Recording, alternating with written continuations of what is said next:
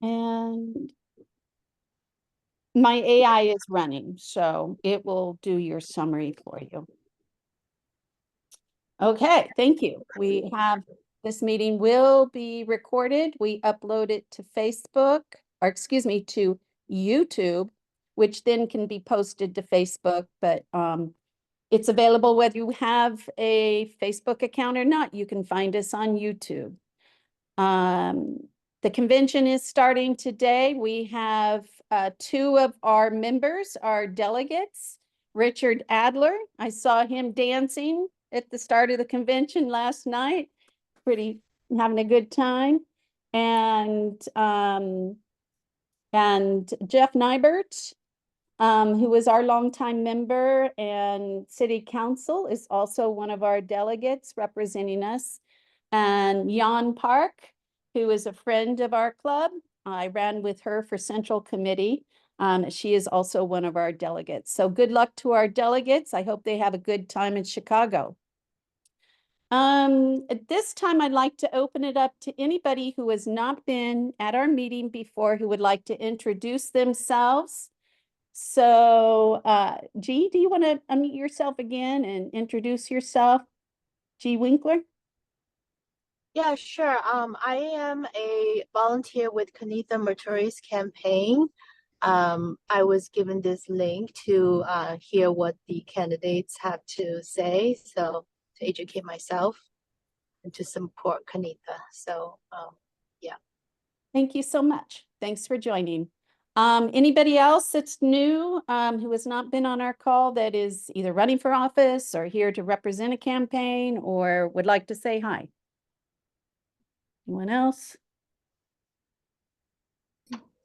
Hi, Jackie. I'll hop on and just say hi for a sec. Hi, everybody. I think I've met most of you guys at a couple of in-person meetings, but my name is Madison, and I am the field organizer for Congressman Eric Swalwell. I've been sitting in on a lot of these meetings the past couple weeks, and you guys are just doing amazing work. And so if anyone has any questions about volunteer opportunities with our campaign, happy to check in. Jackie, we are working on solidifying the exact time for a special meeting with the congressman, so that information will be coming out shortly. But really happy to be able to just hang out on Zoom with everybody once a month and just hear about all the good work you guys are doing. Thank you, Madison. And let the congressman know we have an official UDC campaign office, and he is more than welcome, or your staff, to use our space. It's a beautiful space in Dublin, and it's a technology center, and it's really awesome. So that's so good to hear. That offline, and hopefully we can share these spaces and utilize, get some groundwork for you in Dublin and Pleasanton. Absolutely. Thank you. I will definitely chat offline about that more. Thank you. Anybody else that's new to the club or new to joining this meeting would like to introduce themselves? Okay, with that, tonight our agenda is primarily two items. We will be listening to and doing endorsements for both the Oakland City Council at the at-large seat. We're just doing the at-large tonight. But first up, we have our very own member, and I'm looking for his link so I can make sure to get you the right link. I don't think he has, actually, Steve Lanza, who is currently elected to the Chabot Las Positas board for Trustee Area 7, has been serving on the board since 2022. And he is running for re-election unopposed, which is a very great place to be. But he would still like our endorsement, and he has been coming to our meetings for several months now. And so with this, I'm going to go ahead and put a spotlight on Steve, and he can ask for your endorsement. So let me spotlight. Great. Thank you very much. Confirm that you guys can hear me? Yes. If it gets a little bit off, let me know. Comcast sometimes this time of night where I am doesn't want to help. I'm not in Livermore today. I'm actually away, but we'll be there tomorrow. So Wonderful that you've got new space. This is at the Dublin Technology Workspaces. That is correct. And we have Nice. that nice big room in the back corner on the downstairs, not the big training area, but the Yeah, but upstairs the room. big conference room in the back. Yeah, no, Vina and Raj are wonderful people, and what a great place to be working from. Also, just next door almost to the Dublin Chamber, in fact, too, I think. So, so thank you guys for taking time to meet with me tonight.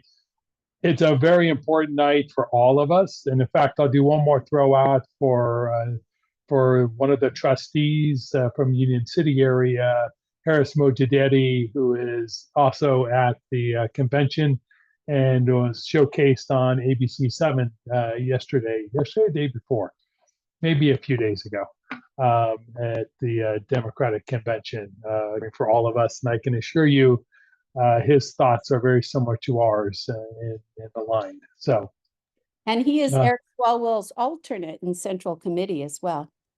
I did not know that. Yes. Okay. All right. Well, good for Really Harris. great guy.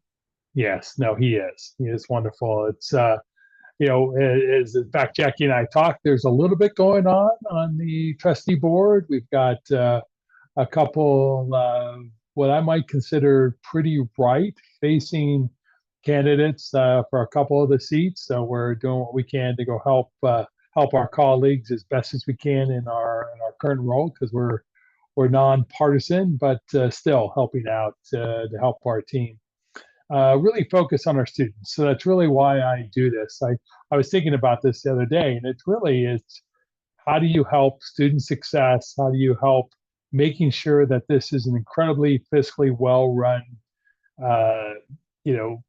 district, and because they're not all.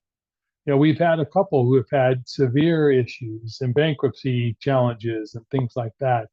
And it's our job to make sure that doesn't happen, while at the same time, for those who don't know, Las Positas College, which is one of the two colleges in the district, the one based in Livermore, was rated the 4th highest community college in the nation. So I'm going to let that sit. There are 116 community colleges in California, somewhere around 500 across the country, and Las Positas was number 4 in the nation.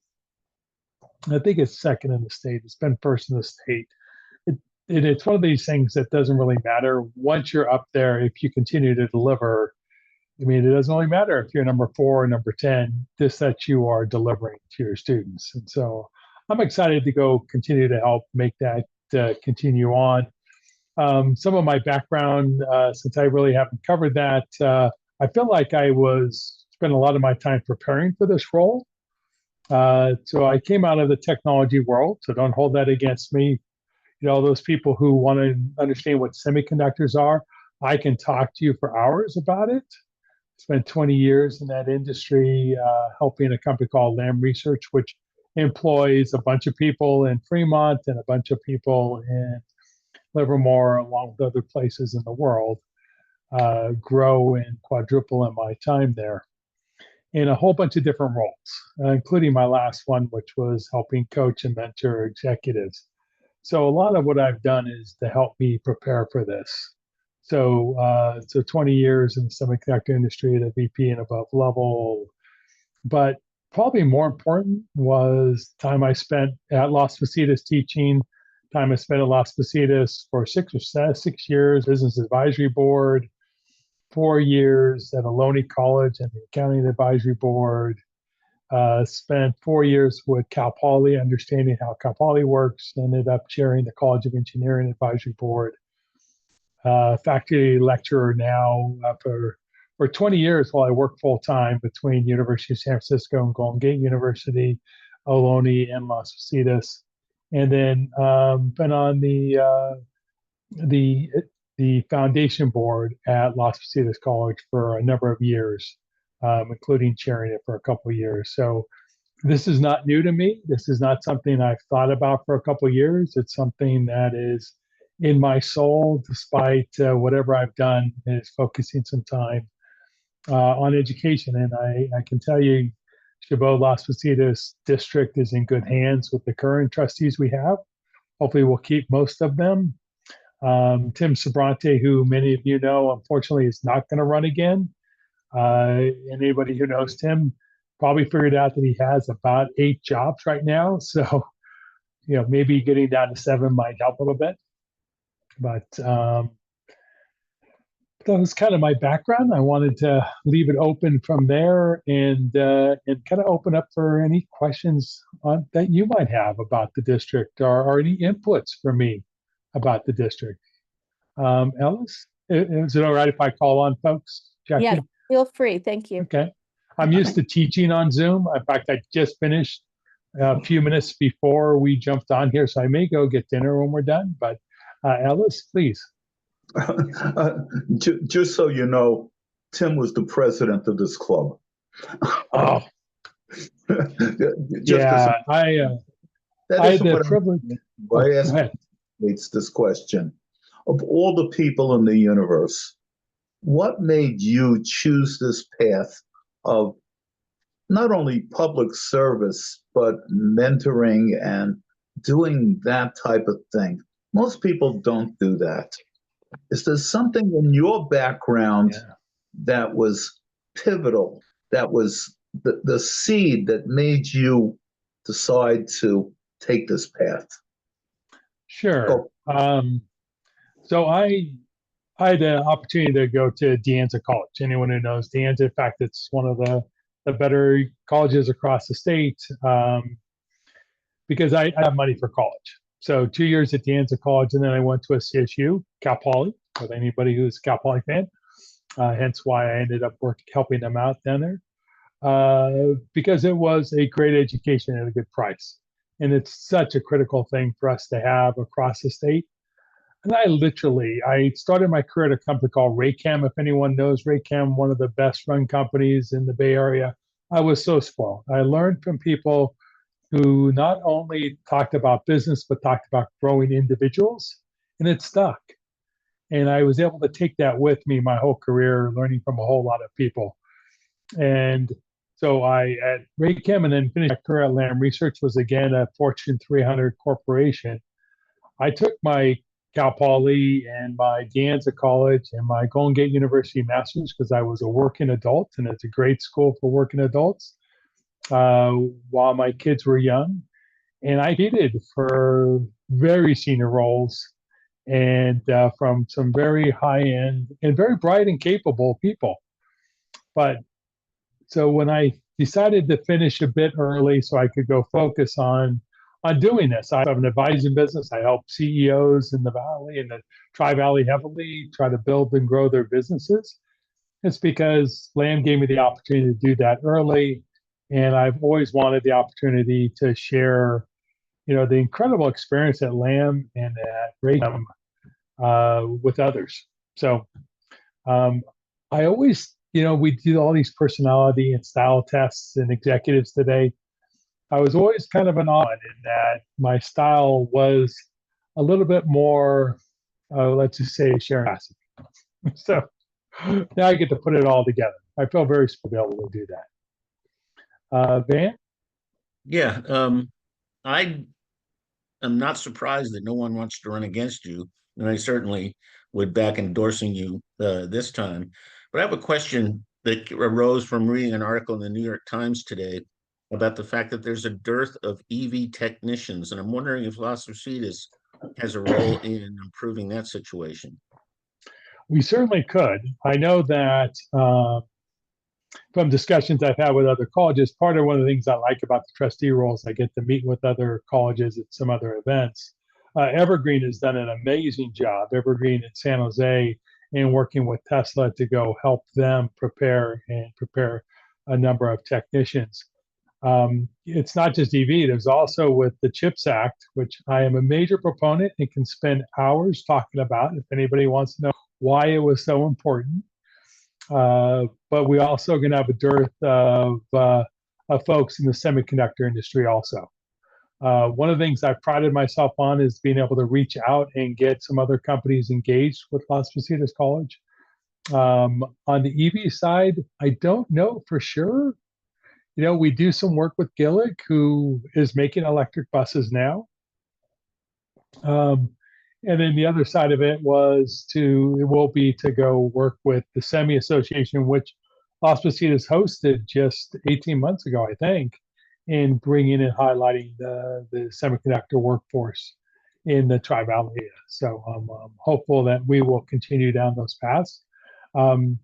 Being a college with their hands full already, there's only so many more added things we can do, but absolutely two areas that we are committed to go ahead and continue to grow, and that is working more with the industries around us.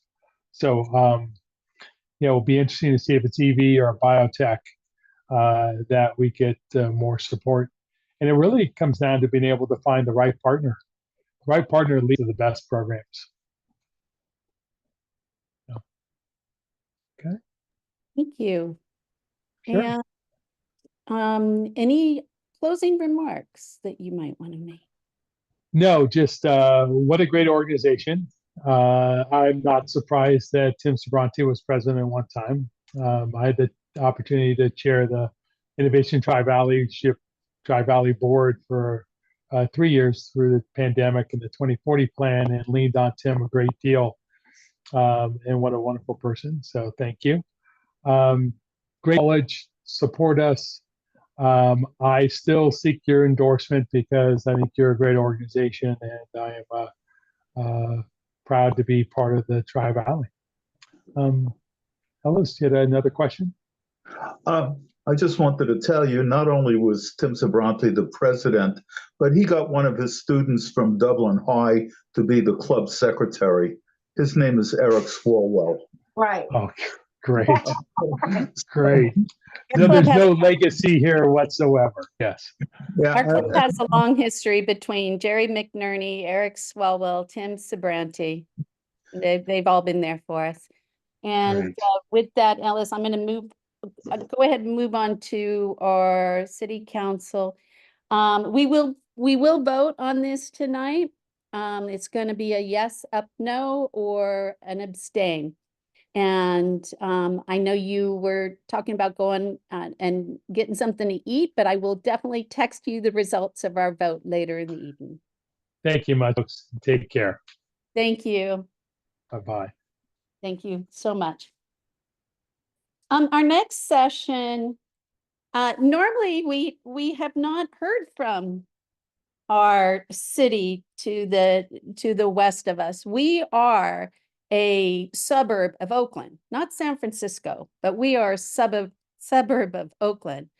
Many of my family members, my sisters, were born in Oakland.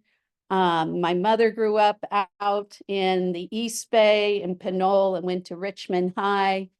So, Oakland's a very important city to us, and it is the seat of our county. Tonight, we're going to be hearing from candidates for the Oakland at-large. So this candidate would represent all of Oakland. There are, I think, 7 different districts in Oakland. But when we receive a request to have an endorsement, we do our due diligence and do the best we can to hear from all the candidates. So tonight we will be listening to 6 candidates for the Oakland at large. Council member Rebecca Kaplan, who has been serving for 15 years, is not seeking re-election. I'm not even sure if there's a term limit out there for that, but our candidates could tell us. And let's see, Richard helped me out with the agenda tonight. And do we have Tonya Love on? Is Tonya on yet? Okay, we'll hold Tonya then. Our next candidate, Charlene Wang. Charlene, are you on? I am, and nice pronunciation on the last name. So not everyone gets it right. So I appreciate it. We have a very popular Wang in our town too, Christy Wang. So I hope we get that right. We better get that right. And I'm just going to what the process will be. I'm going to give you about 15 minutes. You use the time as you see fit. And then we'll open it up for some questions. And then again, we will vote at the end of this session You can only vote for one seat for this, correct? There's only one seat available. So there will only be one endorsement, and you have to reach 60% of our members in order to reach that endorsement level. So with that, I'm going to turn it over to Charlene Wang. Thanks so much, Jackie. Hi, everyone. A pleasure to be here and to be seeking your endorsement. My background is that I've been a longtime public servant that's been fighting for equity through the lens of government for much of my career. Right now, I work actually at the Environmental Protection Agency, where I work on environmental justice and civil rights issues. I used to be part of the Biden-Harris administration, actually, where I worked at the Department of Transportation and really focused my time on standing up programs like a program to reconnect and restore communities that have been segregated and raised by the highway system, standing up workforce pilots to give folks who are exiting prison a second chance in construction jobs. Worked on universal preschool and Head Start out in New York City, worked on homelessness programs out in Massachusetts, as well as fare-free transit in Boston. So that's my background. I've been fighting for equity because for my own family, experienced a lot of domestic violence as a kid, and my mom, in leaving, my father went into poverty, struggled to make ends meet as a child care worker. So I just saw how families can fall through the cracks and have been fighting to change that ever since.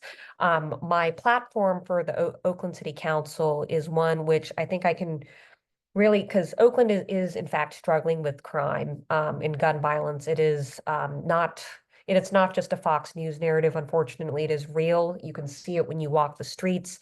It is a ghost town.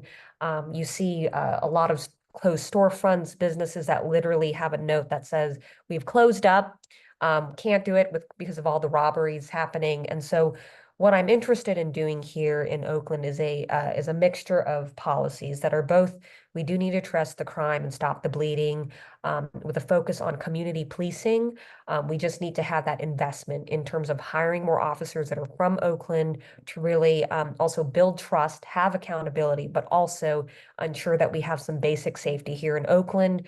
And we also, what I'm running on is actually bringing green manufacturing jobs here to Oakland. I think there's this immense opportunity that we have here with Oakland being this blue collar base. We've got environmental justice communities out in East and West Oakland where there's abandoned warehouses. And it's time for Oakland to reap the benefits of the Inflation Reduction Act. We're seeing these jobs happen around the Bay Area, but Oakland has not yet truly reaped the benefits. And I'm interested in looking at grants, tax credits, everything above to really bring these excellent union jobs, particularly in renewables and clean transportation, to change opportunity in Oakland, as well as just building a lot more affordable housing, building a lot more middle income housing. We are having a housing crisis across the Bay Area. And I'm just interested in building housing of all income levels, but with a focus on that affordable and middle income housing levels, as well as reforming our homelessness response system. As I mentioned, I used to work in homelessness in Massachusetts. My issue is that the homelessness response system is in fact trapping people into chronic homelessness that says only the longer that you've been on the street, only then do you get access to housing resources. And it's all inversed. Instead, we should be taking people off the street as quickly as possible and encouraging ways when basically folks don't have PTSD, don't have drug addiction sort of set in from chronic homelessness. That's the time when we should be intervening, turning people's lives around, lining them up with jobs, which needs to be the focus of more of our homelessness response system. So that's my platform in a nutshell. I'm happy to take any questions. Thank you. Ellis, is your hand up from last time, or you? Okay. Anybody have any questions? I feel for Oakland, what's going on with the retailers. I mean, you hear the stories of cars being broken into, just going out to lunch. And besides the financial, because obviously without money, it's hard to get any of this done. What other ideas can the council, what things can the council bring to help fight crime. I mean, that just seems like a no-win situation to put that burden on the council. I mean, what can the council do really to help curb crime? Yeah, I mean, I think it's a mixture of things. First of all, we actually have something called a law enforcement mutual aid agreement that is supposed to basically, it's supposed to be the situation in which case, whether it's special events, like if there's, maybe a high visibility event with a lot of people coming to Oakland that, for example, our neighboring cities in Berkeley, San Leandro, et cetera, are supposed to actually help us. And actually, Oakland, our fire department actually provides services to a number of the neighboring cities. And so I would argue during this time of dire need here in Oakland that we should be invoking that mutual aid program to help to have neighboring cities help Oakland. The other thing that the council does have a lot of control over is the budget. And I would say that, for me, look, I'm not someone who loves law enforcement by any means, but looking at the numbers, Oakland literally has the highest, one of the highest violent crime per officer ratios in the country. And so this helps to explain why when you're looking at for example, our priority one phone calls, these are phone calls that require an immediate response from the police. You need like a 5-minute response time. I used to oversee a domestic violence services center. It haunts me to think that there are domestic violence victims who are not getting an immediate response. This is the difference between life and death for people like this.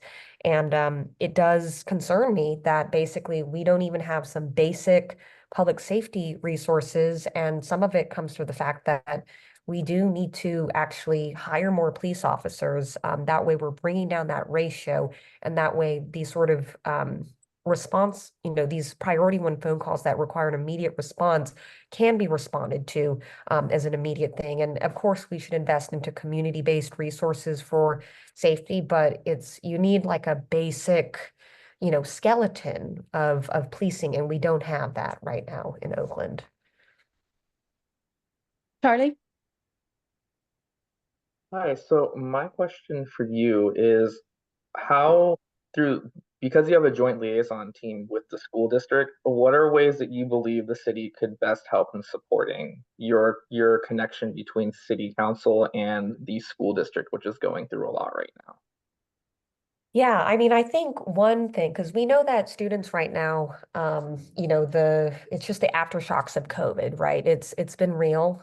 Students have been struggling in school. Truancy rates have been up. I think one of the ways that the city council can support school districts in a way that not only addresses student needs, but also solve some of the public safety issues. Because there are studies that show that, for example, youth internships make a huge difference in at-risk youth in terms of ensuring that they just feel a sense of hope and a sense of basically a sense of hope for their future.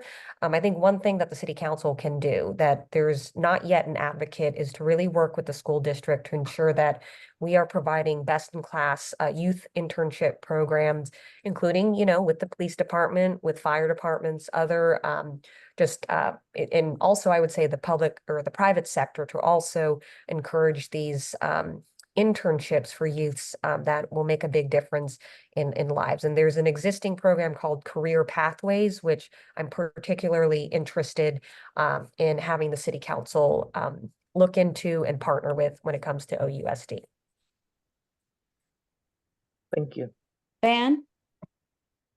Yeah, it sounds like you've got a substantial breadth of experience and understanding working for the federal government and other places. And I'm wondering if you have a model of a city that's working well in this country that might, serve Oakland's urban design and civic structure. When it comes to urban design, I will say my time in the East Coast really makes clear to me how auto-centric a lot of our West Coast just towns and cities are designed. And so when I think of, for example, just an ideal urban planning density, I do think of Washington, D.C. and Boston. We don't need Oakland to become like a New York City where you've got tons of high skyscrapers, but I do think that when I think of great mobility in terms of, options, whether it's scooters, bikes, just non, public transit. I do look to, for example, Washington, D.C. for that, where I think both public transit as well as the density by which they've designed are, I'm not saying they're perfect. They've had their own set of issues, trust me, but I think that's a city that I look to. And then in terms of functionality, I would say, yeah, I would say Boston is a pretty good model too, in terms of just overall functionality, and something that we can look to. And of course, it's not exactly something that can be replicated. There's different dynamics in every city, but I think Boston overall is able to achieve things that result in better outcomes, because that's, I think, sometimes the issues that I've had is sometimes we engage in feel-good politics here when we have liberal cities on the East Coast that are run by Democrats, but there's this very important measure when it comes to measuring outcomes.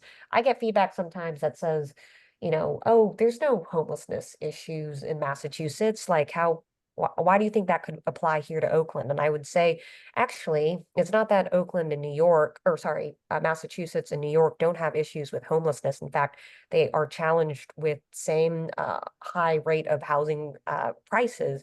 However, what they do have is a lot more sheltered homelessness. And so anyways, just to give an example of how I do think that there's something to be said about the outcomes-driven methodologies that I see on the East Coast that I would like to see applied more here in California and in Oakland. Thank you. And I think we have time for one more question. Ellis, if you don't mind, I'm going to have Valerie ask the next question since you've had 2 questions in so far. And then after that, if we have more time, I want to make sure you have time to do some closing comments as well. Valerie, what question do you have? Yes. Hi, Charlene. What is your opinion as it relates to Oakland with the grants pass decision and cleaning up the encampments? Yeah, I mean, as it relates to grants pass and how it might apply to Oakland, for me, I always think it's important to lead with humanity and to lead with compassion when it comes to our unhoused community. I just think that, if we sweep people from an area and we don't actually match them with housing, the problem is we're just going to sweep them to another part of the city or maybe another part in the county. And so it's not ultimately addressing the problem at hand.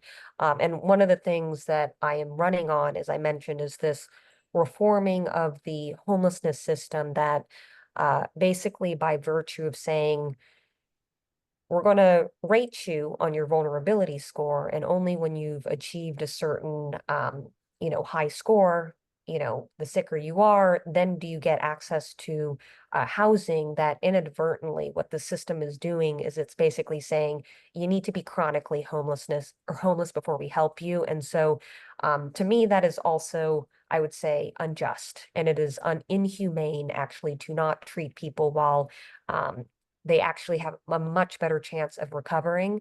But I will say, here is when I would say that as it relates to where I think, lead with compassion, lead with humanity. I don't like the idea of basically ever coercive ways of cleaning up encampments, but I will say that if there's a situation where I think an encampment is, for example, brushing up against the rights of like wheelchair users, for example, we know that there are situations where wheelchair users are now forced to go into the street. These are sort of the situations where I do think that, like, if someone is refusing after repeated attempts to, and again, pairing them up with housing is very important, but I do think that there's a need to, this is where someone else's rights are being infringed upon. I do think that we need to have some enforcement there, but that is always a last resort, in my opinion. And I think we're running out of time on this segment, but I would like you to give your final closing thoughts and your best pitch why we should vote for you.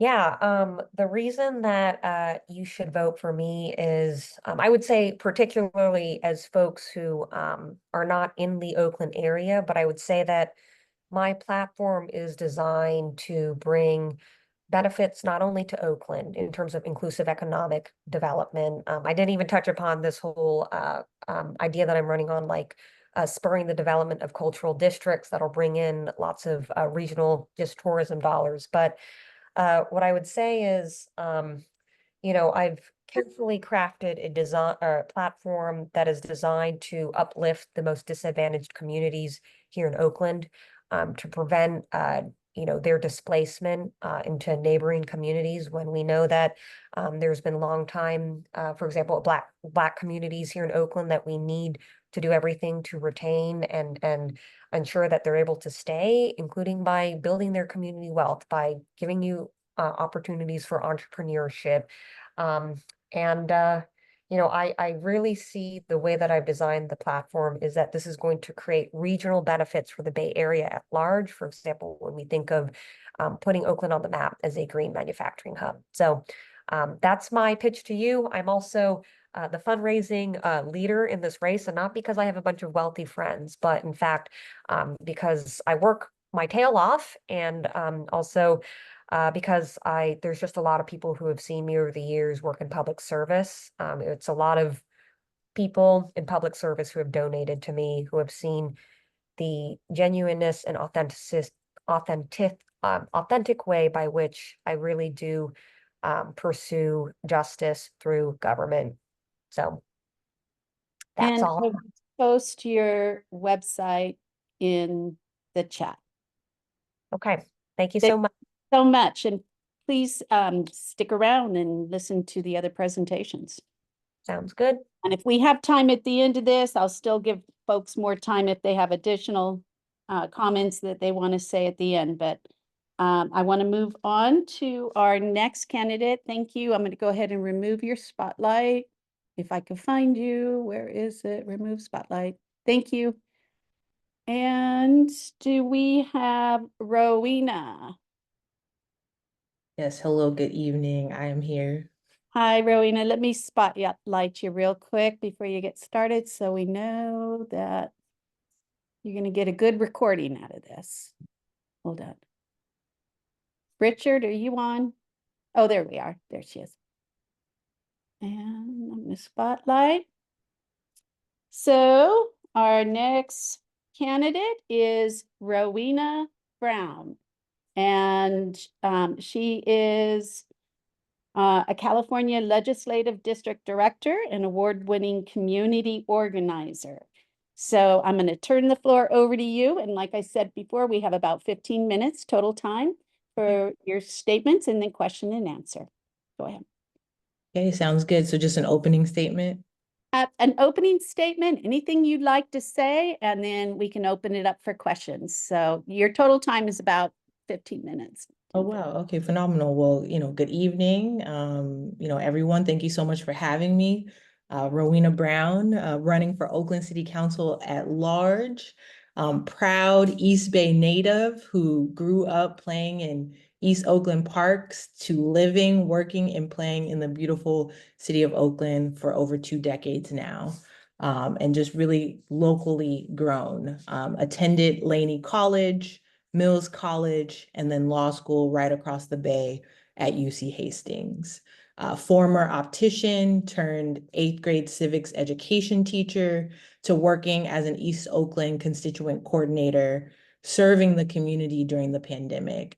And now in my current role as district director to State Assemblymember Mia Bonta, I have been focused on delivering results to community across the city of Oakland. And so I'm running to ensure Oakland is safe, clean, and provide immediate caring solutions for those who are unhoused, while focusing on affordable housing and uplifting small businesses throughout the city of Oakland. And I will be focused on these things starting day one. And my ability to really be effective stems from my ability to collaborate and partner with everyone. And this is all work that I currently do every day. And so as the elected, council member at large, I'm really looking to bring new energy, fresh, innovative ideas, and my working experience across all levels of government to ensure transformative change here in the city of Oakland. And so that's just a little bit about me. Definitely open to any further questions that you all may have.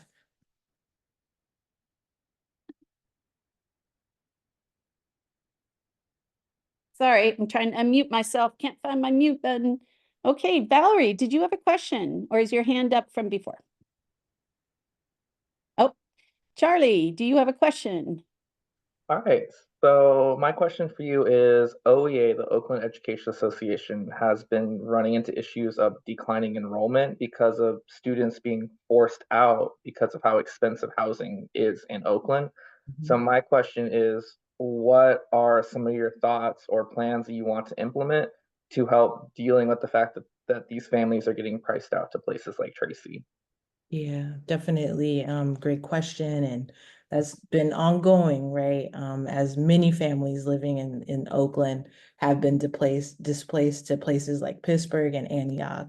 And so, as someone, I think it's really important that we are looking at these problems very holistically around who is really charged to help create impact. And so as we are considering, a question kind of under the school board kind of umbrella, just flagging that, there are, in this coming election, there are multiple seats that are up. And so we want to be intentional about who we kind of select there. And I've also had the opportunity actually at the top of this year, we were working on some legislation to really help support families. We were working on a bill that was aimed at streamlining the process for school districts to build on their land, therefore making, housing more affordable. So I think that that's really one that is a major component, which is around creating, and I like to say deeply affordable housing, right? So that families, whether it's a single mom, she doesn't have to work 3-4 jobs just to, be able to provide for the family. And so I think that the issue that you bring up is there's so many layers that's really attached to it, really around livable wages, right? Deeply affordable housing. How can we support school districts to, create, teacher workforce housing, family housing, et cetera. And so I think that it's all possible, some of which is possible here at the local level around zoning and really wanting to kind of expedite that work. But, we have to also know that so much of the issues has to do also, so much of the issues can be addressed also at the state level. Thank you so much. Oh, go ahead, Valerie. Go ahead first. Then I'll ask my question. Go ahead. Okay, thank you. Hi, Rowena. I'm a Pleasanton City Council member, so and I'm interested in more affordable housing too, but I think a lot of people don't realize it's not as easy as you think because somebody has to pay for it. So what are your ideas on how to get there in Oakland and providing more as deeply affordable as you commented on? Yeah, so I've had the opportunity over the years to study and observe some of the amazing projects that have come to the city of Oakland, and they're never. And I know you know this as someone who's serving on the city council. We know that these developments come about by multiple means, right? So you have state funding that is provided at the local level, your local kind of housing authority really working to partner with these families so that, the housing can be subsidized, and then private funding as well. And so I think that so many of the projects that I've seen, there was just a recent one in the city of Oakland that was led by former Black Panther Party member Elaine Brown. It's the Black Panther apartment housing complex literally just opened with all 74 of those units being deeply affordable housing. But what did it take? What did it take? It took literally, a dozen partners to make that happen. And so so we need more of that, and because ultimately, in order to actually create these units that are deeply affordable, it's going to take it takes a whole lot of money. So you're definitely right. And so my goal is when we find something that that has worked, and all the key partners that have come together to make it happen, we got to get in the habit of duplicating those efforts as much as possible. And so that would be my goal. I'm going to ask the same question that was asked earlier regarding the sweeps and the cleaning up of the homeless encampments. What's your thoughts on the process? What's going on now? And is that the right thing, the wrong thing? What's your thoughts on the sweeps? Thank you, Jackie. I definitely, I was in a prior meeting, so I wasn't around for that discussion, but I imagine that you are just kind of talking about, I think even in my opening statement, I mentioned around providing caring solutions for our unhoused community members. And I'm very intentional about saying that because that's what's needed. And, as someone who during the pandemic and even in my current role, I've participated in something called the point in time count, right? Going out, talking to folks who are either living in their car, living in an RV, or living in a tent. And what do we know? We know that, I talked to, individuals who were veterans, seniors, folks with mental health issues, substance abuse. And so when we know that the solutions to helping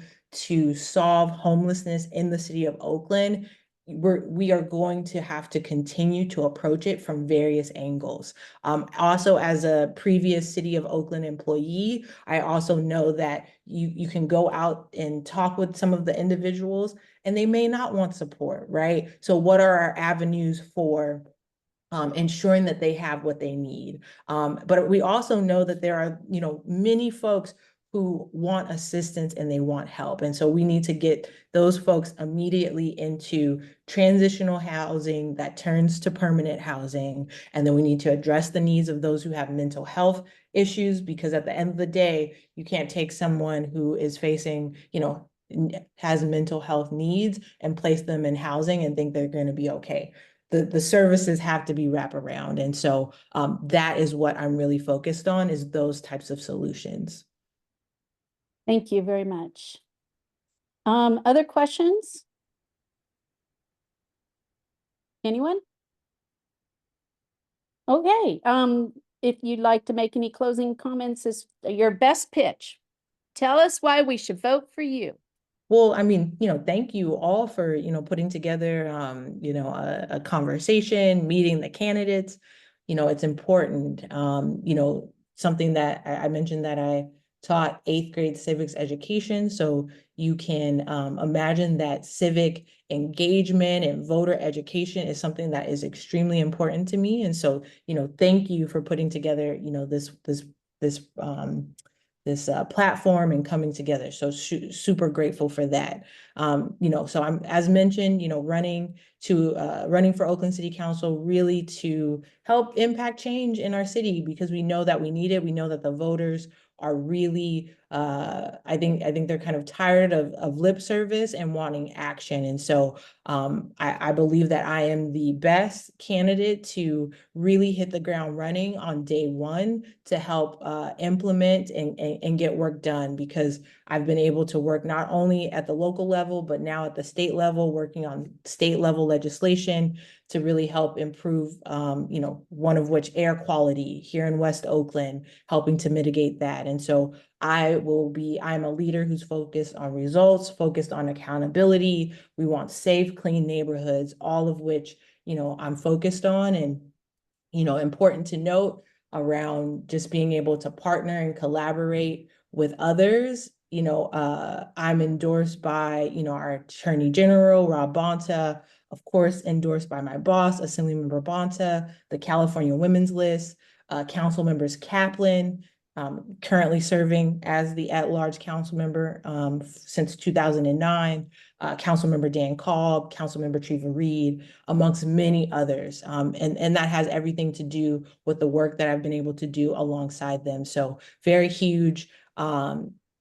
If you want to learn more, please, check out my website, rowenaforoakland.com.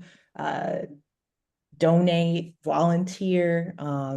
There's an amazing coalition of folks that are supporting my campaign, and we're all focused on direct voter engagement and talking to the voters all across Oakland. And so, would really love to have your support and vote of confidence for Oakland City Council at large. Thank you. Thank you. Thank you. And I'm going to go ahead and remove your spotlight. And maybe I did, maybe I didn't. Let's see.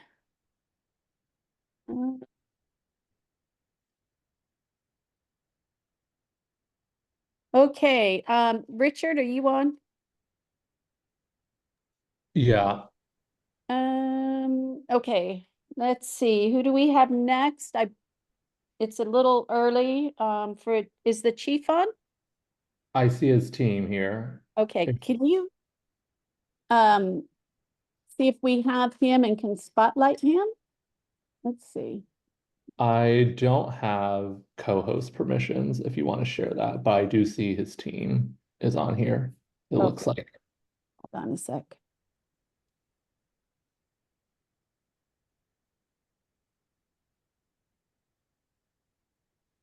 Great. And I'm going to assume this Zoom box that says Team Armstrong, y'all are Chief Armstrong and his team. Yes, sir. Thank you. I Okay. don't believe the chief is on. I sent him a note. Thank. Oh, okay. Are we ready for him, or should we go to another speaker first? Okay, he's saying he's having some computer issues. So if you want to move on, I think that would be fine. Okay. Kanitha, I'm going to spotlight you. If I can find the spotlight again. A spotlight.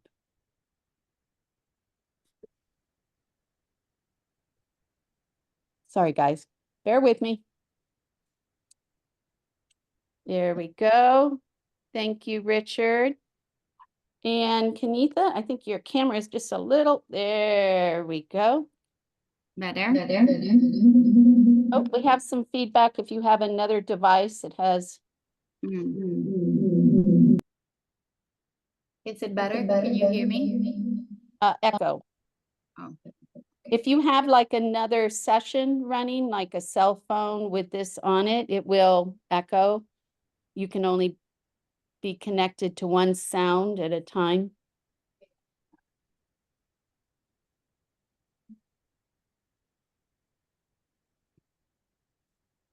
It's maybe a headset or something. Can we use? No. Sorry. Do you hear that feedback? Jackie, do you want to try? I don't know if it's maybe echoing through your screen. Let's see. Let me leave this one. Can you hear me on this one? That's Hello? great. I think so. Hello? Can you hear me? Yes, I can. I muted myself thinking maybe it was me. Go ahead and talk again. Okay, can you hear me? Okay, that's good.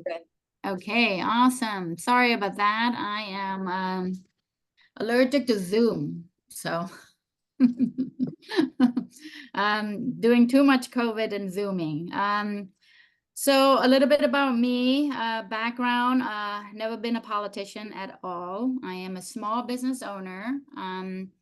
I had a restaurant called Spice Monkey right in downtown Oakland for 17 years, and a grocery store called Howden Market. Been here on this very block for 17 years. So a long time business operators and owners in various different types of business. Never aspired to run for politics, position, but I believe that our city really need help and could really use a business person on the council seat that would run practical solutions and common sense policy that Oakland progressive values still, but kind of come in and balancing that a little bit more. I have 9 years in the U.S. Air Force as a reservist, and of course, many years as a business owner. So my platform is focusing on restoring public safety and revitalizing local economy and rebuilding connection through our community, which I think we lost. And of course, there's so many other matters that I would like to work on for our city. A little background about my childhood and where I came from. Originally from Cambodia. Both of my parents was, my dad's a trade as an architect. My mom was a surgeon. Both of them are political activists. They work on policy. My dad worked on human rights policy. My mom worked on abortion right. And for that political view, they were both in prison. And then they were released by the Amnesty and the NGO that was making a lot of noise. Both of them was released, but my mom was kidnapped and permanently disappeared. And then in the President Clinton era in the around 94, he granted us a political asylum. And that's how I came to the US with my sister.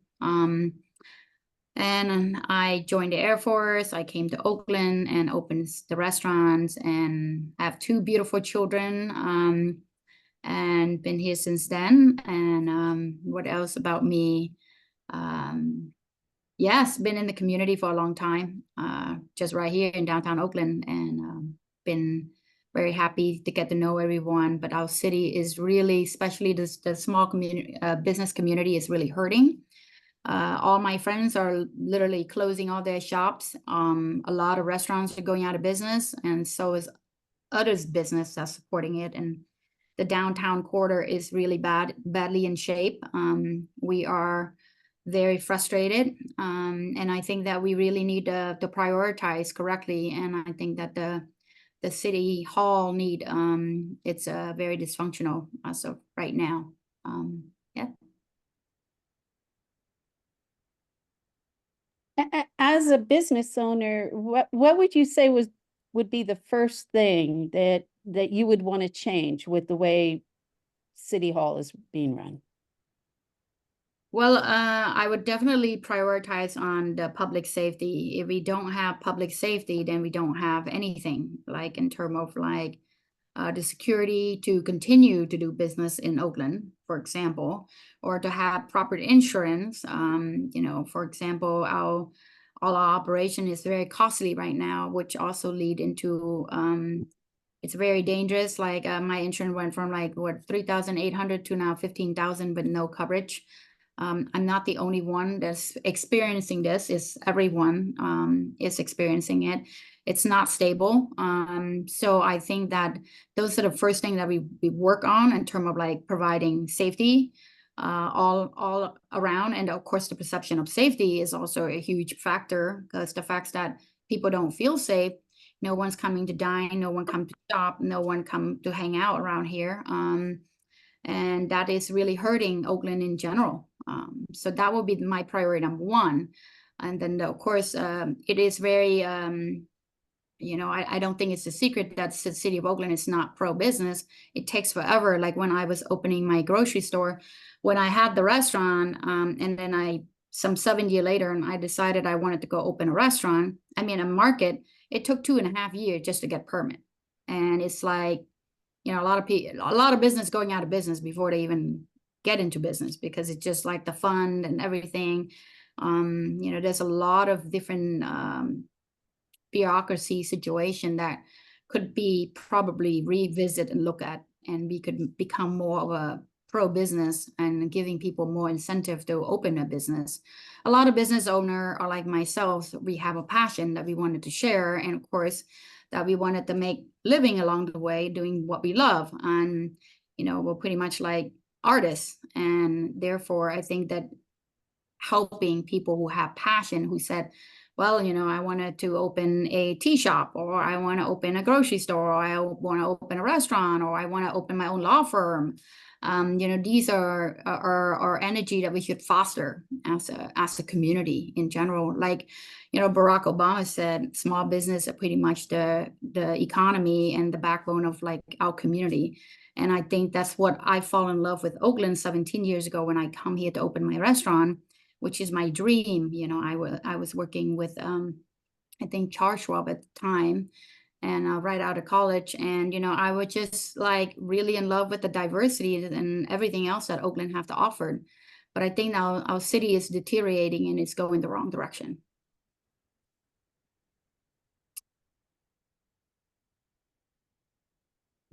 Would you? I gotta unmute myself when I'm talking. Well, I Questions? have a lot of idea. You can visit my website, but I don't want to take up all the time. So I think Ellis has a question, and I will post your information in the, I think I have it here. Ellis, did you have a question? What we've heard from the other candidates comes down to financial stability in Oakland, its financial situation, whether it's homelessness, public safety, or education. It all comes down to bucks.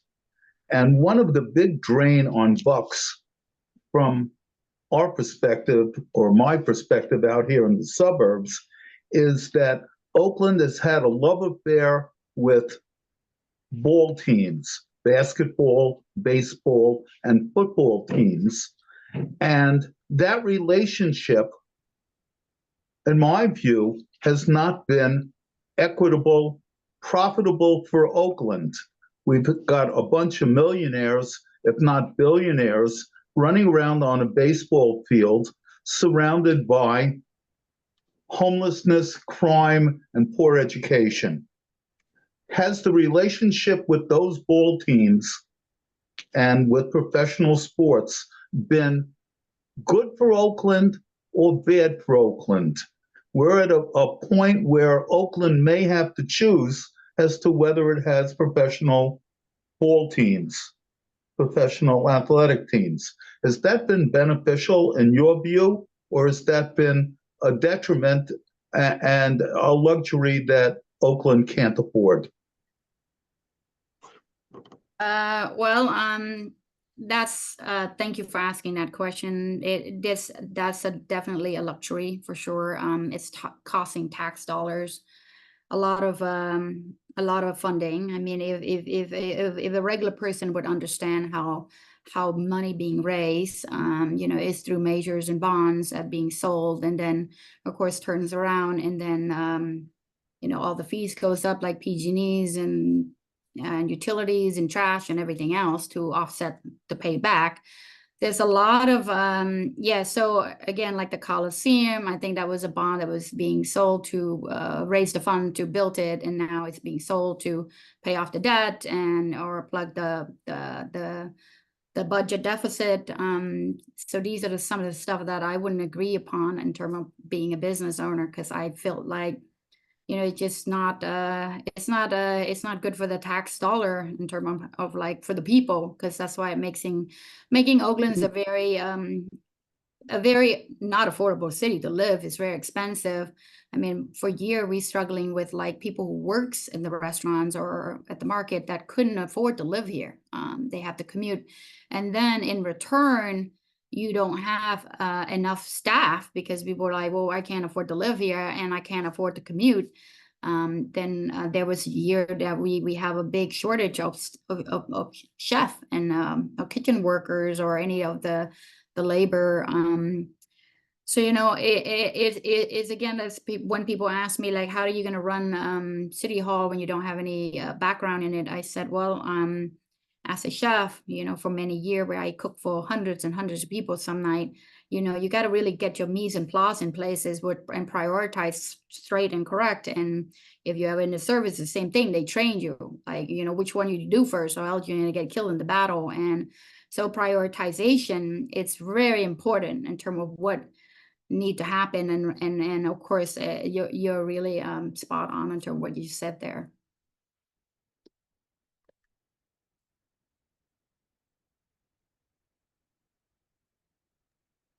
as I'm talking into the muted mic. Good question, Ellis. Other questions? Okay, now's the time to give us your best pitch of why we should vote for you over all these other, everybody's so far seems so good. So tell us why we should vote for you. Well, I love people. I spent many years serving people in a different way, which is nurturing them with foods and drinks and entertainment. Background, study finance, have various different things.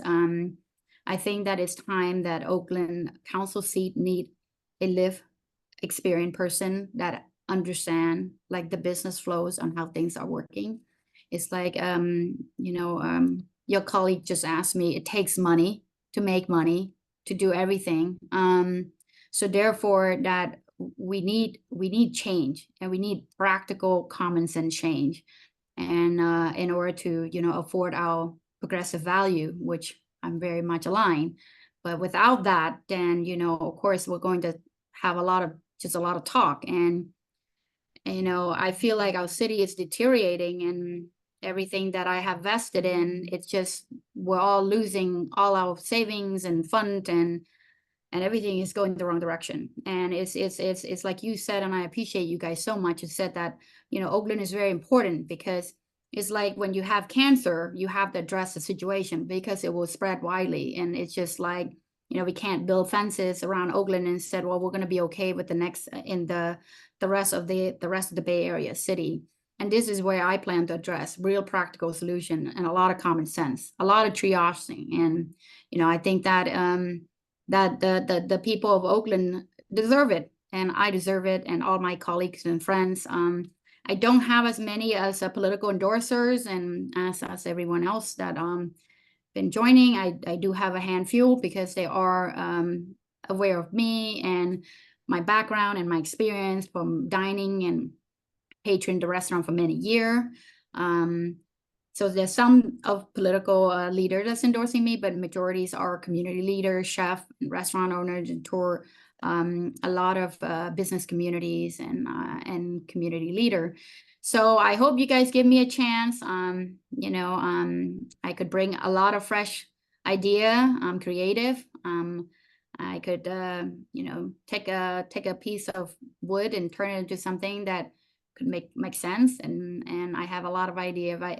If someone would just pay me for all my idea, would be very wealthy. So please check my background out, and I'm very grateful to have this opportunity, and I look forward to hearing from you guys. Thank you. Thank you. Thank you. And I'm going to remove your spotlight. And Richard, do we have the chief on yet, or should we move to Shawn? Yeah, I see him. Okay. Can we? There he is. Good evening. I'm here. Can you hear me? Evening. Good evening. Good evening, Chief, and thank you for joining us. This format is pretty informal. We're going to give you about 15 minutes total time, about 10 minutes for you to speak, or however long you want of that 15 minutes, and then we'll open it up for questions, and then a final statement of your best sales pitch to why we should vote for you. So welcome, and tell us about yourself, sir. Well, good evening, and thank you for having me. LeRonne Armstrong, formerly the Chief of Police for the Oakland Police Department. I'm born and raised in Oakland and has raised my family here in the city as well. I'm someone that's been committed to the city of Oakland my entire life, and really have taken on a life of service in the city, with spending 24 years within the police department and rising to the rank of Chief of Police. I have been someone that have been doing everything I can to make Oakland a safer city, really trying to change the dynamics within public safety in the city of Oakland. We've had a lot of success when I was chief, and unfortunately, I was let go by the mayor, but we appealed that decision, and a judge agreed that we had done nothing wrong, although the mayor decided to hire a new chief.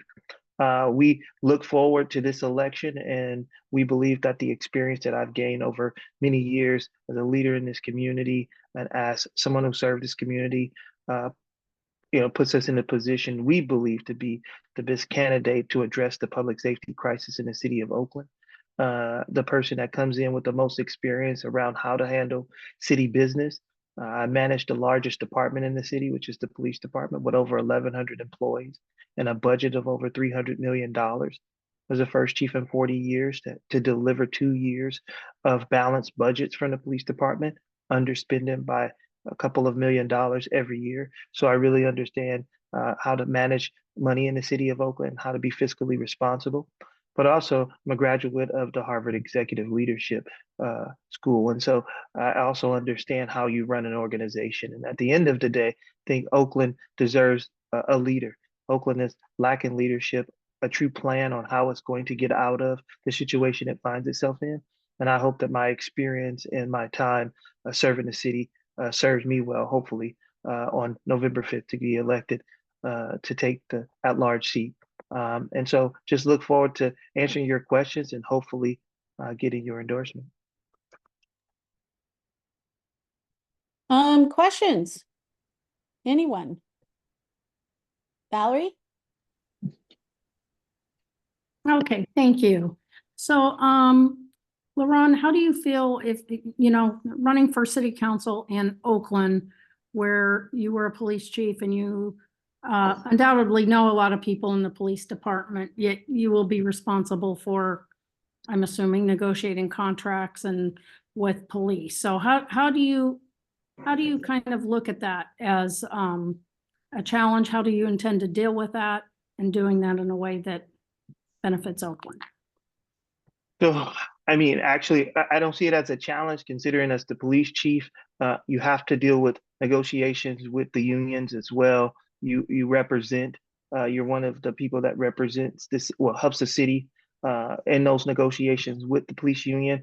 And I understand all the dynamics that go into negotiations related to policing, and understand the impact of good contracts and good wages, but also the reality of what our fiscal constraints are in the city of Oakland. And so I don't think it'll affect me. I think, being a leader in an organization, I think you truly understand that tough decisions have to be made.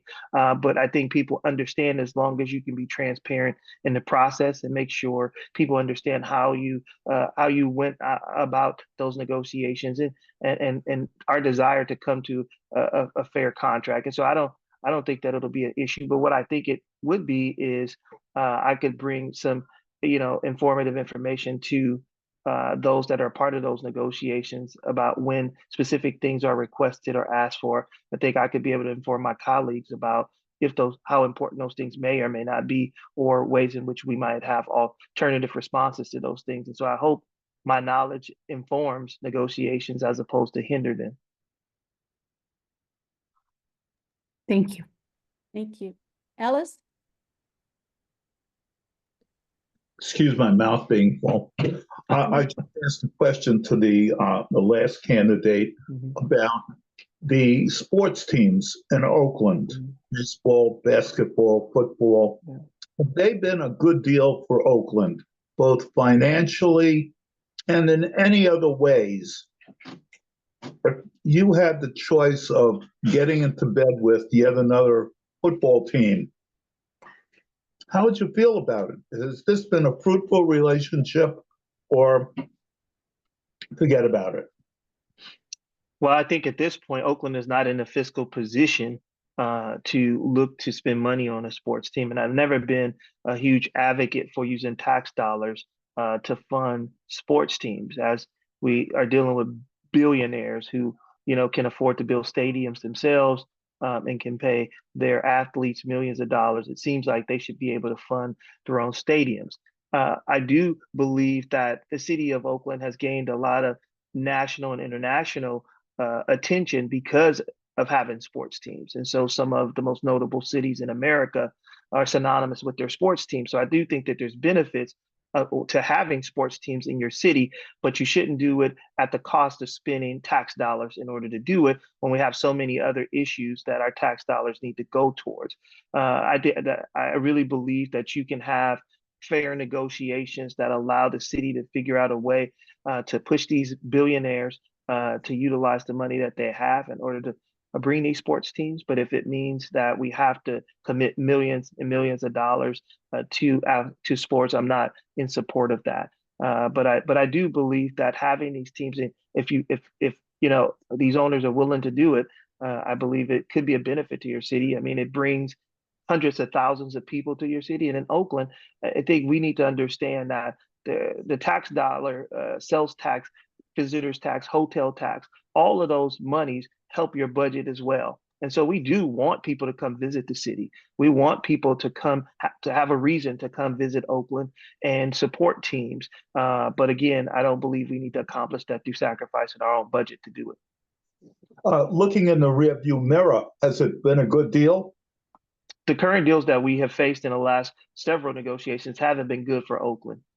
We know that the A's deal was not a good deal for Oakland. It was a good deal for the A's. We also know that we lost out on the Warriors deal and was left with a Coliseum that we still owe money on.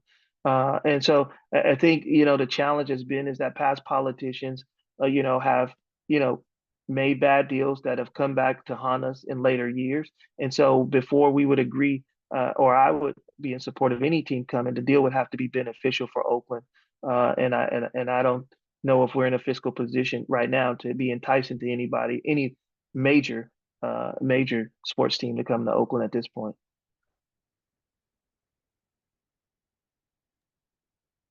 Other questions? Okay, sir. LeRonne, if you would like to go ahead and make your best pitch, why we should vote for you over all these other candidates. Yeah. Well, first, thank you all for taking the time to listen tonight. I'll say that I believe that you should support me. I think I'm the candidate that has the most experience, that can hit the ground running and address the issues that are plaguing Oakland, the issues around public safety, which many surveys have suggested is the priority issue in the city of Oakland. I think I'm the only one as police chief that really has had success at addressing crime in the city of Oakland. Under my leadership as the chief of police was the last year crime was down fairly significant, and that was 2022. There were things that I put in place that I thought were really working towards addressing crime. I brought the ceasefire strategy to Oakland in 2012, was the first person responsible for leading the ceasefire program. And that's been our violence reduction program for the last 10 years. And that's been a very successful program. I've also been the chief that initiated the trust building program, which came out of the Asian hate crimes increase that we've seen in 2021, where I created a trust building program and put liaison officers in Chinatown and in Little Saigon area, the Fruitvale area, and our Latino community, as well as our African American community, which led to crime reduction as well. And then I brought in a Violent Crimes Operations Center, which was a model that was produced based on best practices across the country in cities like Las Vegas and Chicago, which led to the biggest seizure of firearms in the history of the city of Oakland in year 2022, which was over 2,200 firearms taken off the streets. And so really, I have strategies that work to address crime. I understand how to manage budgets because I've done it. I've been somebody that's been in the halls of City Hall, not at the elected official level, but as a leader, a department head. I also have a lot of support from a lot of the current council members. 3 of the current council members have endorsed me, as well as county supervisors.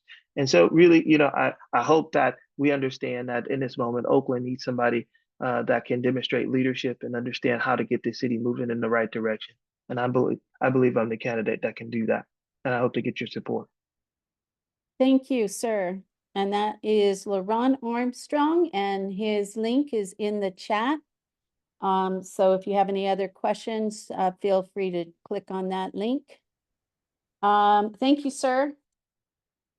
And our last, Tonya Love never did join, correct? She withdrew from the race. Okay, that's what you said in the chat. I just wanted to make sure. Thank you. Okay, if we could, Richard, if you could help me pin the next candidate. Our last candidate is Shawn Danino. Did I say that correctly, sir? You said it perfect. Thank you so much. Thank you, and I'll turn the floor over to you. And can you remind me, what are the time parameters for the first box? So we have 10 minutes and then some question and answer. Okay, great. Sounds great. And don't worry, we'll cut you off if it gets too long. I love it. I hope so. Sounds great. Okay. Well, hey, everyone. Thanks so much for taking the time. My name's Shawn Danino. I'm the child of immigrants with lived experience around homelessness, and I come with over a decade of experience writing policy related to housing, writing laws, and advocating for sustainability, both environmental and economic sustainability. I've been in the East Bay for almost 11 years now, on and off, and it's the place that I felt most at home and most engaged. I'm a proud dues-paying member of a union right now, the Camp IFPTE union, as part of my day job. I'm also a member of the Sierra Club, and I'm currently on the board of Transport Oakland and Transform as well, two groups that advocate for safe streets and sustainable transportation. I graduated from the University of Michigan with a dual master in public policy and a master of science and information. I'm running because I care very deeply about this city, and I have the policy expertise and level of knowledge for what it takes to write good laws on the local and state level. On day one, I'm going to pass a neighborhood market law that allows us to have neighborhood markets and retail that will put downward pricing pressure on the cost of starting a small business and also offer us opportunities to shop and meet our needs without getting in the car. I will also plan for a program to protect bike and mobility lanes for folks like my mother who uses a wheelchair and other folks who want to use a scooter and don't want to get in a car to meet all of their daily needs. I'm the only candidate in the race that plans to treat the climate crisis like a true crisis. And I'm happy to talk more about what that looks like.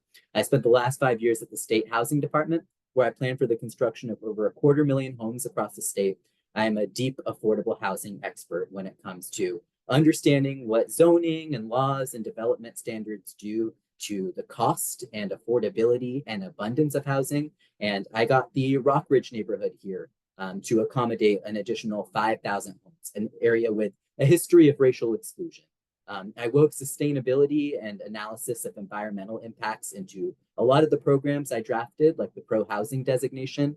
I helped to launch a $100 million grant program through the State Housing Department to finance the construction of backyard homes, also known as ADUs across the state. And I'm proud to have a zero displacement housing program. I can say, as someone with lived experience around homelessness, homelessness is a policy choice, and it's the wrong policy choice. I just finished a fellowship for developers of color, and so I have a program that I've vetted extensively as a strategy to bring more residents into Oakland, residents that we've previously displaced by the era of highway construction and just the economic pressures of the last several decades, while also making sure that residents are able to stay in place and stay whole. As part of my day job for the city of San Jose, where I'm a senior policy manager, I've launched their tenant preferences program to make sure that folks who we have previously displaced and other folks facing economic pressure are able to stay inside of their city. I want to talk about small businesses for a moment. I'm proud to be regularly buying local. I'm not taking any money from corporations.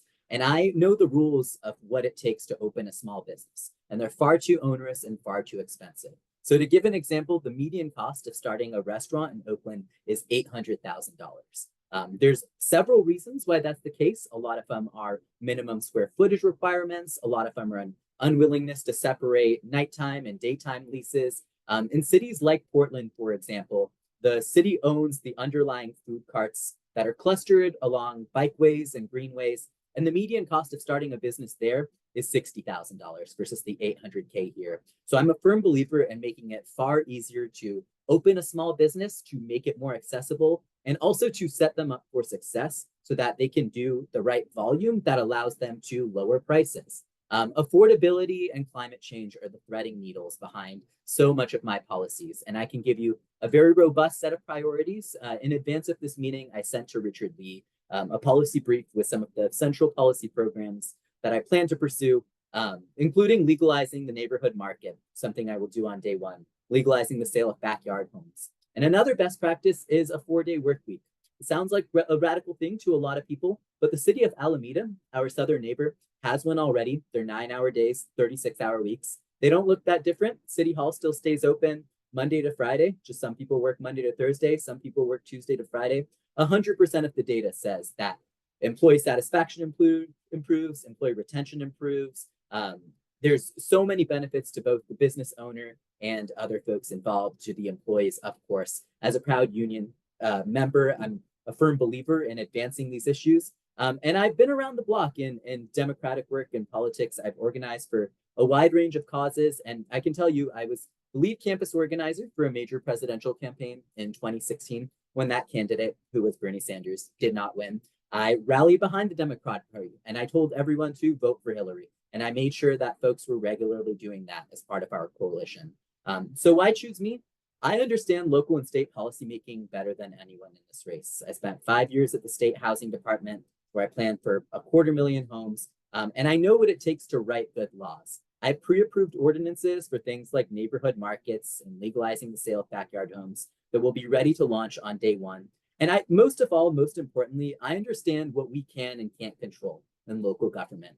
There's a lot of things that the federal government can do. There's a lot of things the state government can do. But the power of local government really comes down to housing, land use, transportation. And it's so important to understand how those issues face us to the looming threat of climate change. I understand how to make the city more prosperous by using our resources more efficiently. So to give you an example, there's a surface parking lot that was a surface parking lot in downtown until about 5 years ago, when it became a mixed income housing building with several hundred units inside of it. We now collect 30 times as much property taxes from that building as we did when it was a surface parking lot. So I have the appetite and the knowledge to understand how to calculate how much taxes we're collecting per acre. What are the most efficient land uses? Oftentimes, things like sports stadiums don't always pay for themselves, to the points of the other folks involved. And I'll just say, homelessness is a policy choice, and it's the wrong one. And the only way to truly address it is by building abundant and affordable housing. We also need to think about how we move around our cities and how affordable it is. Median cost of car ownership in California, somewhere between $28 to $40 per day, depending on your study. We can do much better than that by investing in green, affordable forms of transportation. We can build mobility in people lanes so that folks using bikes and buses and wheelchairs and scooters can move around their city without needing to own this thing that is a constant looming financial threat. The rent is too damn high, and there's too many potholes on the road. And I will come with a suite of policy solutions that address housing, mobility, and also just to acknowledge too, these issues are public safety issues. Housing access is public safety. Library access is public safety. Crossing the street should not be the most dangerous thing we do, but unfortunately in Oakland, it actually is a lot of the time. And so thinking more holistically about public safety, while also investing more in law enforcement and also nonviolent forms of intervention, like community resource officers, like Bart has done. Public safety is an important issue at the front of our mind, but we have to think about how we are using our city. Downtown is for people, and the reality is, right now, it's all dead commercial buildings. If there were a mix of daytime and nighttime uses and homes and narrow streets that people felt comfortable and safe walking down without the noise pollution of so many cars, we would be a much more financially resilient city. We would be a much more environmentally friendly city. I'm proud to say I'm not taking any money from corporations. I'm proud to say I bring a decade of policy expertise to the table. And I'll also admit I have a lot to learn and unlearn on different issues. On things like schools, I am not currently a parent. I would love to be, and that's so much of why I care about lowering the cost of childcare and issues like that. But I have a lot to learn about how we are managing our schools and our resources. I have a lot of thoughts as someone who's been fortunate enough to get a good education about how to redesign that education system. But I'll go ahead and leave it there. I welcome discussion and, really, really grateful to be doing this work with you all. We have a lot of really thoughtful leaders inside of the race right now. Thank you, Shawn. Questions, anyone? Raise your virtual hand. Are we tiring you out, Ellis? You don't have a question? He usually leads the questions. I think he's having a snack right now. No questions from the team? Then I'll just let you give your final best pitch. Tell us why you versus all these other wonderful candidates. Yeah, absolutely. So I pride myself on differentiating by having a really robust set of policies that I am ready to launch on day one. A lot of them are in the weeds on things like how do we re-legalize buildings that surround Lake Merritt that would be illegal to build by today's building code? Another question is how do we make it more accessible to start a small business and be more supportive to small business people? So we can look at things like historic districts where it's currently illegal to build housing on corridors like the Grand Lake Theater corridor. Climate change poses an existential threat to us, and we need to treat the climate crisis like a crisis. That means moving swiftly on housing and mobility, and I'm the candidate to do that with the track record to do it.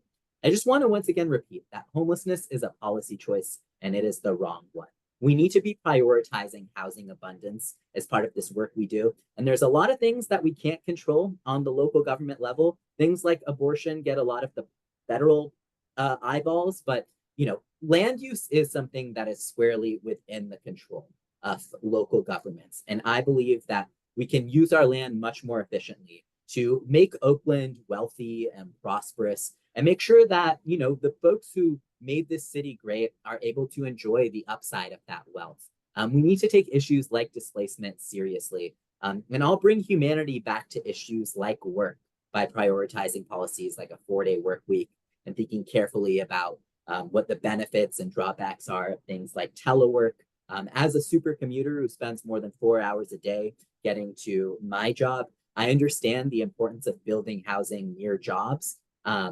Crossing the street should not be the most dangerous thing we do, but it absolutely is. And so we need to think carefully about the built environment, what we are and are not prioritizing, and we need to elect leaders who understand these policies, and more importantly, what is and isn't in the control of local governments. So I'm really proud to be in this race. Just want to close by saying that housing is healthcare, and housing is reparative justice, and housing is a human right. And housing is also something that's squarely in the control of local elected officials, like what I aspire to be. So I'm asking for your vote. You can support me on November 5th. You can visit my website at danino4oakland.com. Always looking for folks to chip in. And yeah, if you ever want to talk more policy, you can reach me at firstname.lastname@gmail. So thanks so much. Thank you, Shawn. And we're going to remove your spotlight. Now comes, is my thing not showing me?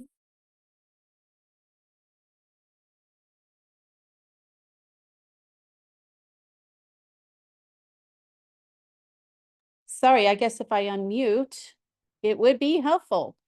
I'm going to start sending ballots to club members through chat for our ballots. In order for the candidate to receive our endorsement, needs to obtain 60% of members in attendance tonight.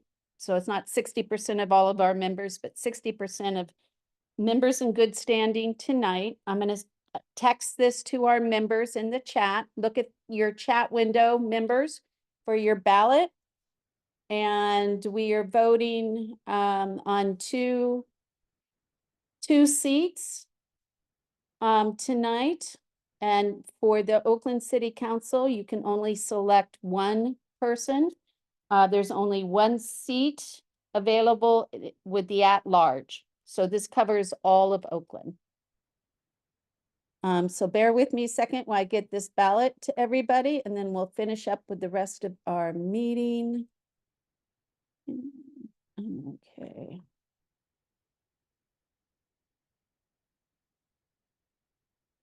Bear with me, guys, while I just paste this out. And again, if you are a guest and not a member, you're not going to get this ballot. Only members are able to vote, members in good standing. And there's Mary Perner. Hi, Mary. Thanks for joining. Sent you that. And Richard, almost there. While I'm doing this, Richard, can you remove any spotlights, and we can turn it over to our treasurer for the treasury report, and then the political director while I'm having people do their ballots.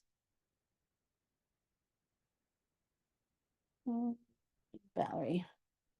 Jackie, I know there are a couple of folks who are on this meeting tonight who had to drop off early.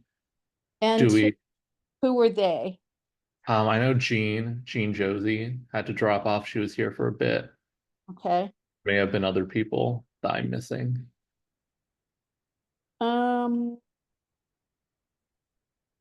Okay, I'll send Jean a ballot. Okay, cool. Okay, so ballots have been given to all of our members. And Alan, I'm going to go ahead and pin you. And go ahead and unmute yourself. Oh, we had an exciting month this month. Our income for the month was $15. Woo! With expenses of 74 cents, which was the fee per square for the dues, which means we started out with $2,550.26, and we ended with $2,564.52. We had one new member, obviously, because we had a $15. We do have an outstanding payment of $600 for the insurance, which was paid but hasn't cleared the bank yet. So that goes off. So we're really about $2,000, which is pretty typical for this time of year.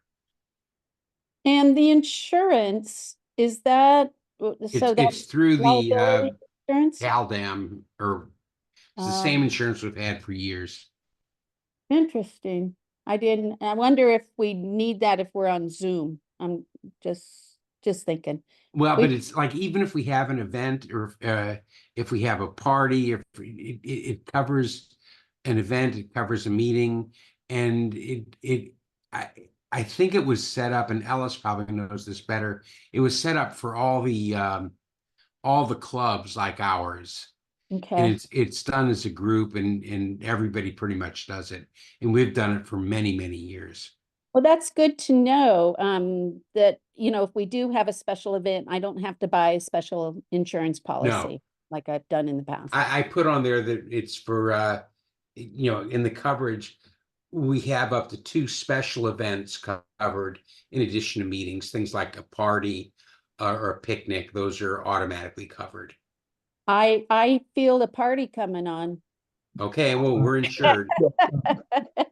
You may inquire with the CDP, who we get this insurance from, to see if that covers the UDC office. Yeah, I have that document. I have this. I was getting ready to call them. So this is interesting. Yeah, I wasn't aware the club had it. So that's good. That's good to know. Thanks, Ellis. I'll check into that. You're welcome. Are you going to tell us about the UDC office? Yes, as soon as we're done with the treasurer report and the political director's report. We're done. Okay, thanks, Alan. Thank you. And Ellis, political director's report.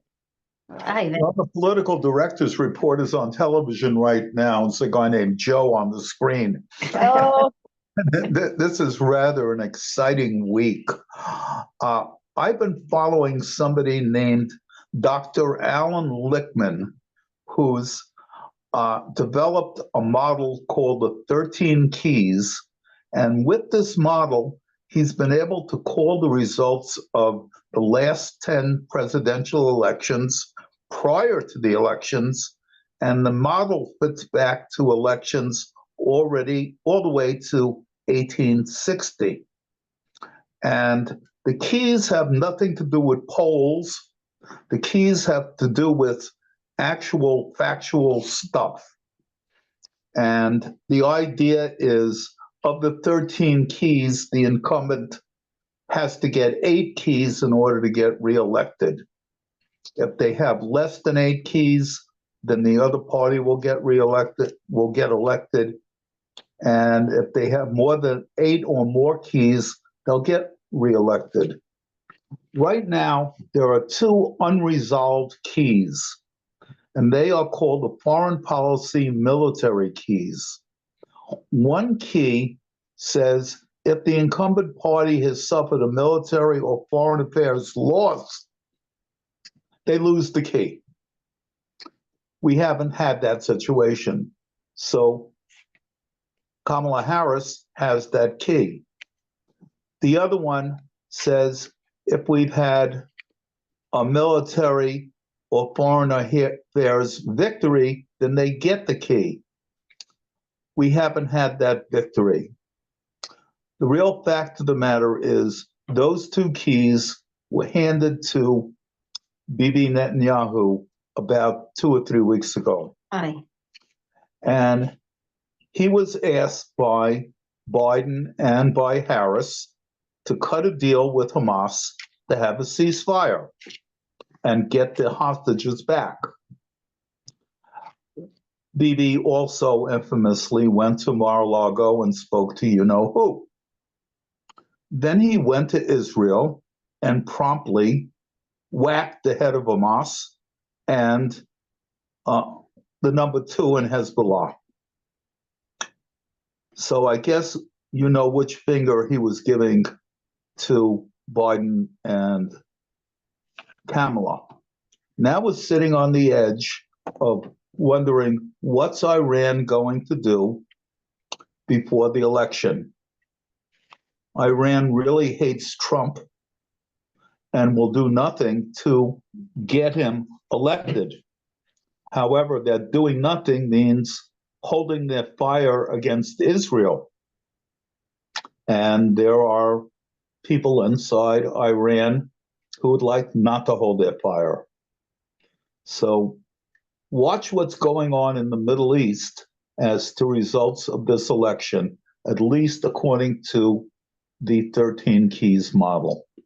I'm watching that closely. Of course, you can watch the polls and all of that, but the polls have been dramatically off. Lichtman has not been off. So that's your political director's report for this meeting. His 2 cents. Thank you. And speaking of the convention, there is a replay of it tonight at 9. So in 15 minutes, if you missed the first one, it's going to run again. I posted it on our social media, both Central Committee and TV Dim. So it's out there if you want to catch up on that. There was supposed to be a watch party. That Biden's going to finish before 9 o'clock. He went on at 8:30. And what I suggest is rather than go to the Facebook page, go to YouTube and play the speech, and you can rewind it to the beginning on YouTube, which you can't do but with the replay on the networks. We'll see if we can find a good, some of the good highlights and send out some of the links to the highlights. This week, we were supposed to have a watch party on Thursday. We sent out an invitation for one in Dublin. Unfortunately, the host today has canceled that event altogether. So if you are still looking for a watch party to go to in the Valley, there is one with Livermore Indivisible.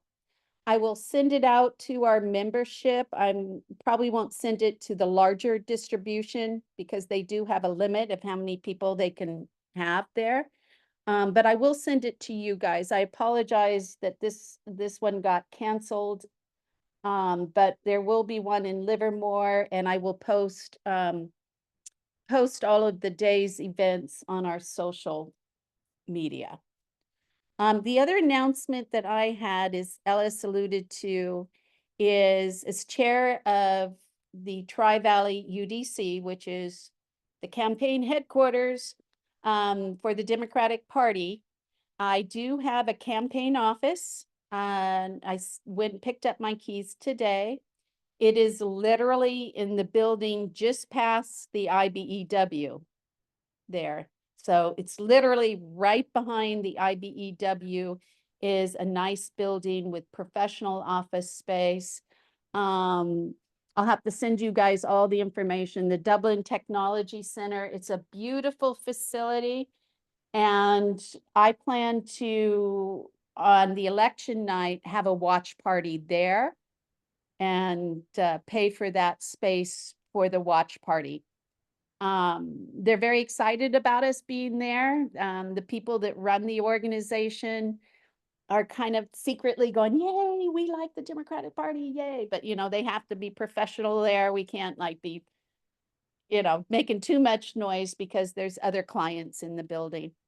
But I'll be sending out information with a party when we open up so you guys can come and see it. We'll be having events for Jerry McNerney. We'll be having events for Eric Swalwell. We'll be doing postcarding. We're going to have all kinds of activities available for people. No matter what you like to do, we will find something for you to do. So look for that coming up. And yes. Do you need any furniture or any kind of stuff, campaign office stuff? No, actually, we don't want anything there because it is so beautifully furnished. They provide all the tables, the chairs, they're all ergonomic. They're bringing in a separate little display table for my buttons and my stuff. We are going to create slideshows with campaign stuff on the TVs in there that will be running in the office. So it's a really professional, nice layout and everything matches and they don't want anything in there that isn't theirs. We'll be doing some decorations within our own space. We'll have all of the, any of the candidates that are endorsed by the Democratic Party. The UDCs go to work for you. So we'll be having all the canvassing materials, yard signs, whatever else.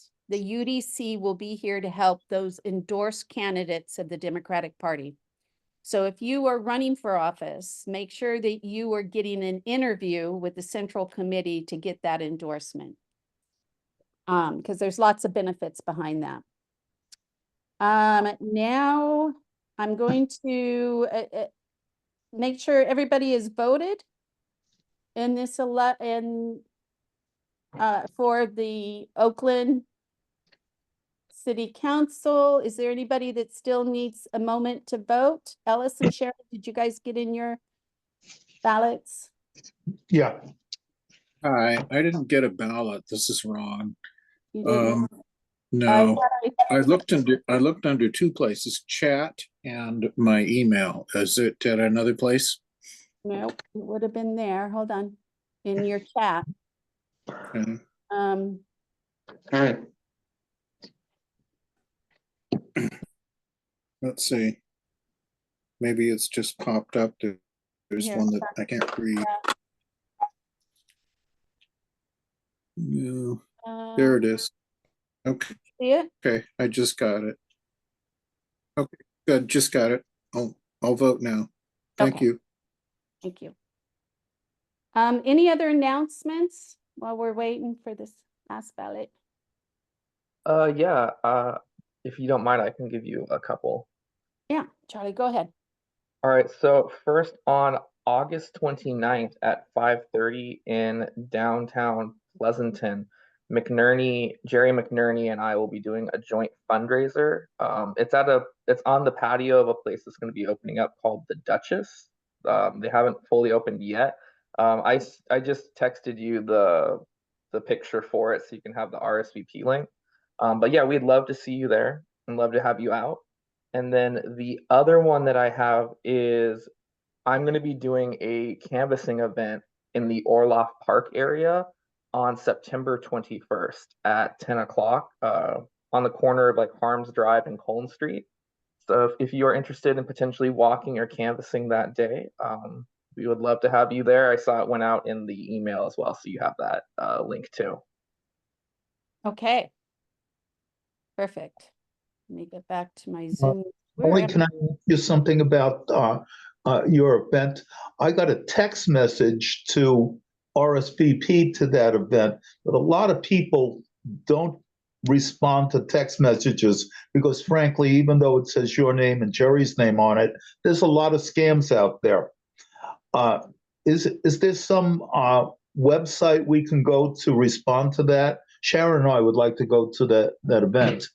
I think I RSVP'd already. No, I don't think so. Yeah, yeah, I can actually put the link for it in the chat if you would like, just to make sure.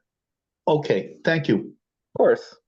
And Charlie, we are partnering with Jerry McNerney's campaign to make sure we get all of those things advertised on social broadcasts and in our Google Calendar, which will also then populate back down to our website. So tomorrow I got to catch up on my website stuff, but I'll get those loaded so it shows and pushes out.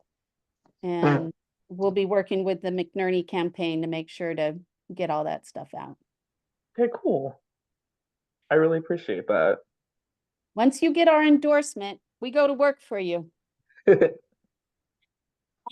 Okay, here is the result of tonight's endorsement. Steve Lanza, who is running unopposed, got all of the endorsements. And this is, for the city council, this is kind of not unexpected since there's so many candidates. We do have a 60% threshold. And nobody met that threshold, although Charlene Wang came in at 50%. So here's where we stand right now. Unfortunately, we didn't quite get there, but I hope that this was beneficial to the candidates anyways, and we will go ahead and post all of their comments on YouTube and get that out there. I want to thank all of the candidates for their time. I know it's a lot of work hitting all these clubs, but it's important. I just want to Thank you. You guys have a good day. Kanitha, thank you so much. Absolutely. No problem. And I will forward up an official email with the results and to make sure all the campaigns saw that, because I don't know if everybody's here right now. But thank you so much. Yes, no problem. Yes, but thank you guys for the opportunity. I really enjoyed it. It was very different. It's been a lot of learning experience for me, and it's been very fun. You know, I think the city hall needs to change, so anyone except the incumbent. So for me, this has always been the kind of like the motivation, and I think that yeah, I will keep going, and hopefully some of this new elected, if it's not me, could balance some checkbooks and balance you know, on the budget. Thank you. Have a good day, guys. Thank you. Okay, bye-bye. Bye. I would like to just close in honor of Ellen Corbett, East Bay Regional Parks, who passed away. She's a member of the Central Committee. Oh yeah. I took it that it was somewhat unexpected. A lot of people, I think, were taken off guard. So I'd like to close in honor of Ellen tonight. And I'll send out information for the Livermore Indivisible watch party. Again, the one in Dublin is canceled. So do not show up at Eloise's house because it's canceled. Jackie, I have one more thing, and I think it's somewhat urgent. Yes, sir. We've only got meetings in September and October before the election. And you've just opened up a UDC office, and the Tri-Valley Dems have not contributed to the UDC yet. I think that we ought to have a vote on contributing to the UDC, and I propose it be $500 from our treasury be donated to the UDC. Okay, do we have a second on that motion? Okay, I'll second it. All in favor? Say aye. Aye. Aye. Aye. All opposed? The ayes have it. Alan, I'll send you the address to mail that check to. Yeah, just send me the address and I'll send it off. Thank you, sir. It goes to San Jose, is where our treasurer is. Okay, with that very happy note, I think that's going to help pay for our woo, the party at the end of the year, our election night party. Thank you, Ellis. And with that, I'm going to go ahead and adjourn this meeting. Thank you, everybody. Thank you. Good night. Thank you. Have a good evening. Thank you. Good job.